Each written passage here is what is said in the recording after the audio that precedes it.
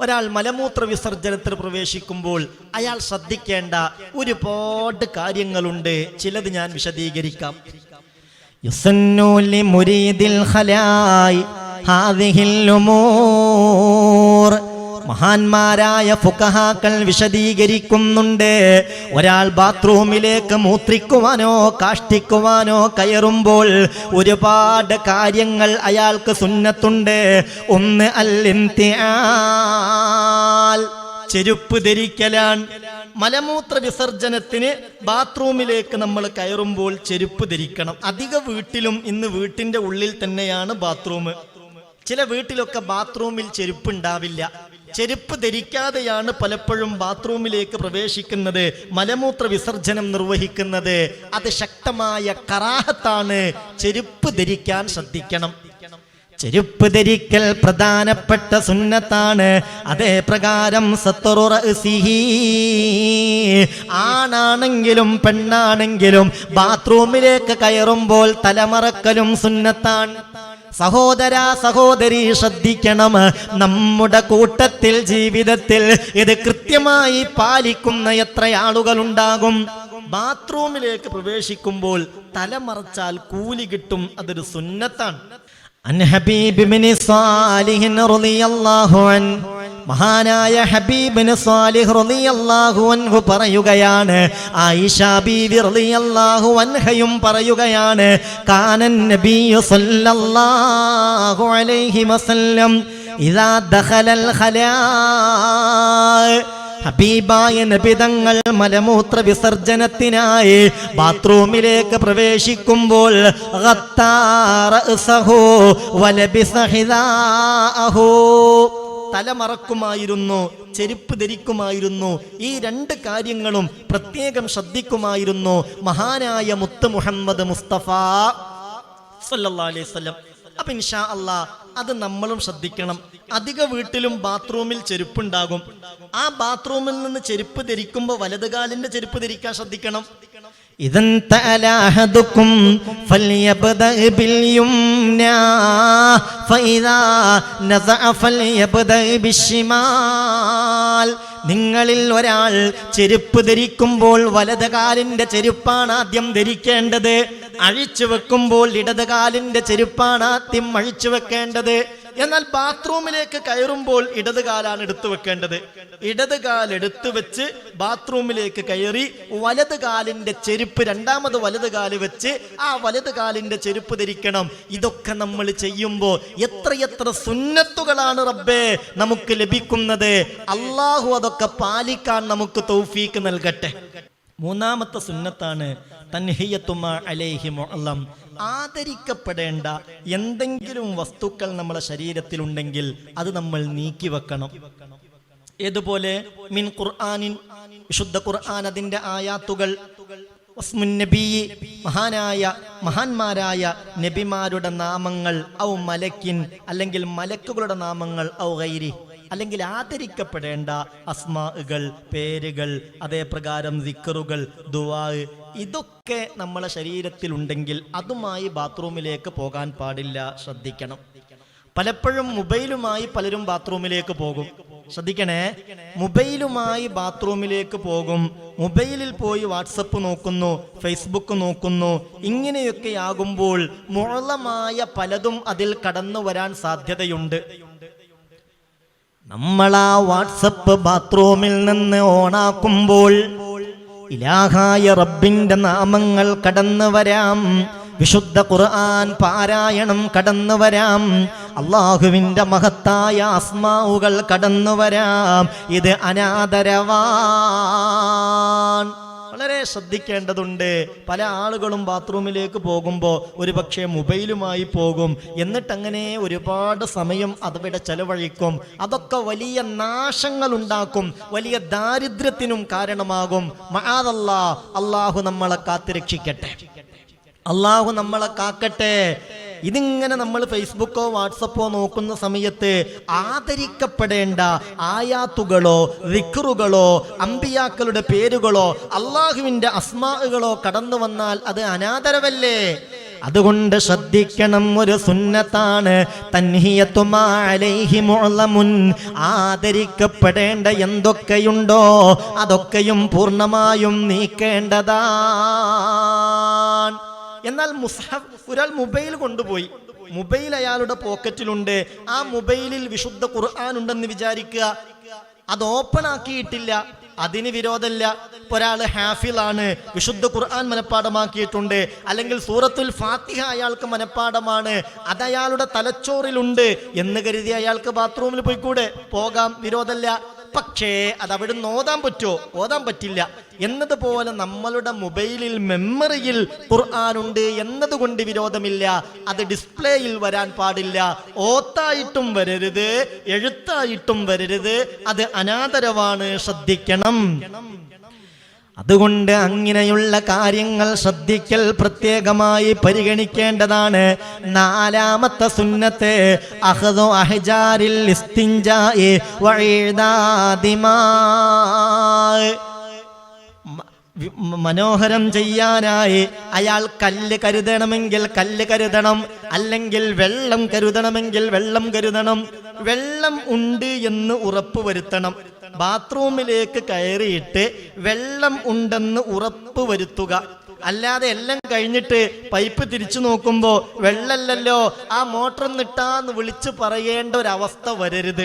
പലപ്പോഴും അങ്ങനെയൊക്കെ ഉണ്ടാവാറുണ്ട്. ഇതൊക്കെ ഒരു സുന്നത്താണ്. നിങ്ങൾ എന്ത് വിചാരിച്ചത്? ഒരാൾ ബാത്റൂമിലേക്ക് കയറിയിട്ട് മലമൂത്ര വിസർജനത്തിന് മുമ്പ് പൈപ്പിൽ വെള്ളമുണ്ടോന്നൊന്ന് പരിശോധിക്കലൊരു സുന്നത്താണ്. അതാണ് ഫുഖഹാ പഠിപ്പിക്കുന്നത്. അയാൾ അഖ്ദു അഹ്ജാരിൽ ഇസ്തിൻജാഇ വഇദാഇ മാഇഹി, ആവശ്യമായ വെള്ളം അവിടെ ഉണ്ടെന്ന് ഉറപ്പ് വരുത്തണം.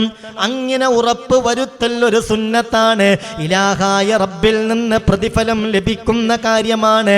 അഞ്ചാമത്തെ സുന്നത്ത് പറയട്ടെ, തഖ്ദീമു യസാരിഹി ഇൻദദ്ദുഖൂൽ.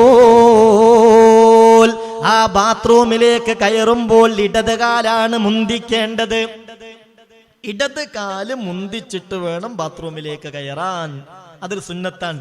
പക്ഷെ ഇടത് കാല് മുന്തിച്ച് ബാത്റൂമിലേക്ക് കയറി, രണ്ട് ചെരുപ്പും ബാത്റൂമിലാണുള്ളത്, ആദ്യം ഇടത് കാലിന്റെ ചെരുപ്പിടരുത്. അപ്പോൾ ഒരു സുന്നത്തിനെതിര് വരും.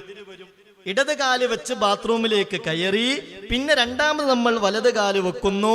എന്നിട്ട് എന്ത് ചെയ്യുക? വലത് കാലിന്റെ ചെരുപ്പ് ധരിക്കുക. മഹാന്മാരൊക്കെ ഈ കാര്യത്തിൽ എത്രത്തോളം ശ്രദ്ധിച്ചിരുന്നു ചിന്തിക്കണം. ജീവിതത്തിൽ ഒരു കറാഹത്ത് പോലും ചെയ്യാത്ത മഹാനല്ലേ ബഹുമാനപ്പെട്ട റഈസുൽ മുഹഖ്ഖിഖീൻ കണ്ണിയത്ത് അഹമ്മദ് മുസ്ലിയാർ. ആ മഹാനുഭാവനൊക്കെ ഈ കാര്യത്തിൽ എത്ര വലിയ ശ്രദ്ധയായിരുന്നു പ്രിയപ്പെട്ടവരെ. തന്റെ അവസാന സമയത്ത് ആ മഹാനുഭാവന് നടക്കാൻ കഴിയാത്തൊരു സാഹചര്യം വന്നപ്പോ ബാത്റൂമിലേക്ക് എടുത്തു കൊണ്ടുപോകലായിരുന്നു. മഹാനായ കണ്ണിയത്തുസ്താദിനെ അവസാന ഘട്ടത്തിൽ രോഗബാധിതനായി കിടപ്പിലായപ്പോ ബാത്റൂമിലേക്ക് എടുത്തു കൊണ്ടുപോകലായിരുന്നു.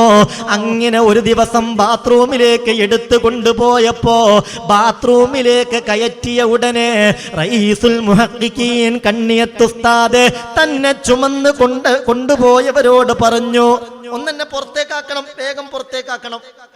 അങ്ങനെ പുറത്തേക്കാക്കി. എന്തേ കാര്യം എന്ന് ചോദിച്ചപ്പോൾ നമ്മൾ ആലോചിക്കണം, മഹാനായ കണ്ണിയത്തുസ്താദിന്റെ വലത് കാലിങ്ങനെ നീണ്ടു നിൽക്കുകയായിരുന്നു, ഇടത് കാലാവട്ടെ തൂങ്ങി നിൽക്കുകയുമായിരുന്നു. മുട്ടുംകാലിങ്ങനെ തൂങ്ങി നിൽക്കാൻ, ഇടത്തെ കാലിന്റെ വലത് കാലിങ്ങനെ നിവർന്നു നിൽക്കുന്നു, കിടത്തി കൊണ്ടുപോവാണല്ലോ. അപ്പോൾ ആദ്യം വലത് കാലായിരുന്നു ബാത്റൂമിലേക്ക് പ്രവേശിച്ചത്. ഞാൻ ഇതുവരെ അറിഞ്ഞുകൊണ്ടൊരു കറാഹത്ത് ചെയ്യാത്തയാളാ. ഈ അവസാന ഘട്ടത്തിൽ ഒരു കറാഹത്ത് വരുന്നത് സഹിക്കാൻ വയ്യ. അതിനുള്ള പാശ്ചാത്താപമാണ്. എന്നെ നിങ്ങളൊന്ന് ബാത്റൂമിൽ നിന്ന് പുറത്തേക്കെടുക്കണം. എന്നിട്ട് പ്രിയപ്പെട്ട മുഅ്മിനെ ശ്രദ്ധിക്കണേ, മഹാനായ കണ്ണിയത്തുസ്താദ് ഇടത് കാല് നീട്ടിവെക്കുകയാണ്, വലത് കാൽ തൂക്കിയിടുകയാണ്. ആദ്യം ആ ഇടത് കാല് പ്രവേശിപ്പിച്ചതിന് ശേഷമല്ലേ ബാത്റൂമിൽ നിന്ന് മലമൂത്ര വിസർജനം നടത്തിയത്. ഒരു കറാഹത്ത് വരുന്നതിൽ അവരെത്രയാ ശ്രദ്ധിച്ചത്. നമ്മളുടെ അവസ്ഥ എന്താ? നമ്മളിൽ പലരും അതിനൊന്നും പ്രാധാന്യം കൊടുക്കാറില്ല. അതുകൊണ്ട് ശ്രദ്ധിക്കണേ, ഒരു സുന്നത്താണ് തഖ്ദീമു യസാരിഹി ഇൻദദ്ദുഖൂൽ. ബാത്റൂമിലേക്ക് കയറുമ്പോൾ ഇടതുകാലാണ് മുന്തിക്കേണ്ടത്. അള്ളാഹു ഇങ്ങനെയുള്ള അദബുകളൊക്കെ പാലിക്കാൻ നമുക്ക് തൗഫീക്ക് നൽകട്ടെ. ആറാമത്തെ സുന്നത്തെ വഅയ്യഖൂല ഇൻദദ്ദുഖൂലി ബിസ്മില്ലാഹി അല്ലാഹുമ്മ ഇന്നി അഊദു ബിക മിനൽ ഖുബ്സി വൽ ഖബായിസ്. പ്രവേശിക്കുന്ന സമയത്തിങ്ങനെ ചൊല്ലലാൻ, ബിസ്മില്ലാഹ്, ഇലാഹായ റബ്ബിന്റെ നാമത്തിൽ ഞാൻ പ്രവേശിക്കുന്നു. അല്ലാഹുമ്മ ഇന്നി അഊദു ബിക, അല്ലാഹുവേ നിന്നോട് ഞാൻ കാവൽ തേടുകയാണ്. മിനൽ ഖുബ്സി വൽ ഖബായിസ്, ആൺപിശാചുക്കളിൽ നിന്നും പെൺപിശാചുക്കളിൽ നിന്നും അല്ലാഹുവേ നിന്നോട് ഞാൻ കാവൽ തേടുന്നു. അങ്ങനെ പിശാചിനോട് കാവൽ ചോദിച്ചിട്ട് വേണം ബാത്റൂമിലേക്ക് പ്രവേശിക്കാൻ. കാരണം അത് ശൈത്താന്റെ വീടാണ്. ശൈത്താന്റെ വീട്ടിൽ അവന് ചില പ്രത്യേക സ്വാതന്ത്ര്യങ്ങൾ ഉണ്ടാകും. പെട്ടെന്ന് നമ്മളിൽ സ്വാധീനം ചെലുത്താൻ അവന് കഴിയും. കാരണം ഭൂമിയിലേക്ക് പിശാചിനെ അള്ളാഹു ഇറക്കി വിട്ട ഉടനെ 3 കാര്യങ്ങളാണ് പിശാച് അള്ളാഹുവിനോട് ആവശ്യപ്പെട്ടത്. അതിലൊന്ന് എനിക്കൊരു വീട് വേണമെന്ന. ഹബീബായ നബി തങ്ങൾ പറഞ്ഞു, ആദൻ നബിയെ അല്ലാഹു ഇറക്കിയത് ഇന്ത്യയിലാണ്. ഹവ്വാ ബീവിയെ അല്ലാഹു ഇറക്കിയത് ജിദ്ദയിലാണ്. വ ഇബ്ലീസ ഫീ ദിസ്തിംസാനി മിനൽ ബസറ, ബസറയിലെ ദിസ്തിംസാനിലാണ് ഇബ്ലീസിനെ അല്ലാഹു ഇറക്കിയത്. ഇറക്കിയ ഉടനെ ഇബ്ലീസ് റബ്ബിനോട് പറഞ്ഞു, യാ റബ്ബി അൻസൽതനീ ഇലൽ അർള് ഫജ്അൽ ലീ ബൈതാ, അല്ലാഹുവേ എന്നെ സ്വർഗ്ഗത്തിൽ നിന്ന് പുറത്താക്കി ഈ ഭൂമിയിലേക്ക് നീ എന്നെ ഇറക്കി വിട്ടല്ലോ. അതുകൊണ്ട് റബ്ബേ ഫജ്അൽ ലീ ബൈതാ, എനിക്ക് എന്റേതെന്ന് പറയാൻ ഒരു വീട് വേണം. ഖാല, ഇലാഹായ റബ്ബ് പറഞ്ഞു, അതെ നിനക്ക് നിന്റേതെന്ന് പറയാൻ ദുനിയാവിൽ പ്രത്യേകമായൊരു വീട് തരാം. അൽ ഹമ്മാം, ബാത്റൂമുകൾ, കുളിപ്പുരകൾ, അതാണ് നിന്റെ വീട്. അവിടെ നിനക്ക് പ്രത്യേക ഒരു സ്വാതന്ത്ര്യമൊക്കെ അനുവദിച്ചിരിക്കുന്നു എന്ന് അല്ലാഹു പിശാചിനോട് പറഞ്ഞു എന്ന് അഷ്റഫുൽ ഖൽഖ് മുഹമ്മദ് മുസ്തഫ സല്ലല്ലാഹു അലൈഹി വസല്ലം. അപ്പൊ അവിടെ പിശാചിന് പ്രത്യേക അധികാരം ഉണ്ടാവും. നമ്മളിൽ പെട്ടെന്ന് ആധിപത്യം ചെലുത്തും. പല നിലക്കുള്ള വസ്വാസുകൾ ഉണ്ടാക്കാൻ ശ്രമിക്കും. പലർക്കും ബാത്റൂമിൽ കയറിയാണല്ലോ വസ്വാസ്. പടച്ചോനെ, എത്ര കഴുകിയാലും മതി വരില്ല. കുളിക്കാനൊക്കെ മണിക്കൂറുകളാണ്. ബാത്റൂമിലൊന്ന് പോയി വരണമെങ്കിൽ അതിൻ്റെ ഒരു പ്രയാസമൊന്നും പറയണ്ട. പിശാച് വല്ലാതെ കളിപ്പിക്കുകയാണ്. അല്ലാഹു കാത്തുരക്ഷിക്കട്ടെ. ഒന്ന് ആമീൻ പറഞ്ഞേക്ക്. അല്ലാഹു കാത്തുരക്ഷിക്കട്ടെ.